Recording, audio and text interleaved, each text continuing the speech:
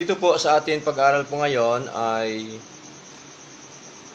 sinabi po ng ating Panginoon sa kanyang mga alagad na meron pong dalawang klaseng daan, no? Merong daan na makipot, no? Straight way, and then merong daan na maluwang, yung roadway na tinatawag, no? At dito po ay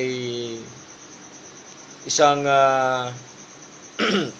parabola po ito na gusto pong ituro po sa atin ng ating Panginoon, na kung saan po ay ano ba talaga to ang tinatawag na makitid na daan o makipot na daan, at saka yung tinatawag po na maluwang na daan, no? Meron din pong tinutukoy po siya dito na maluwag na daan, yung gate, no? Maluwag na tinatawag po na tarangkahan, no?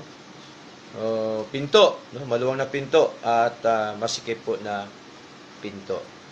So, dito po ay tinutukoy po ng Panginoon. Ano po ba ito ang maluwang na daan na tinutukoy po ng ating Panginoon? Ang sabi po niya, yung maluwang na daan po ito ay marami po ang dumadaan, no? Ngunit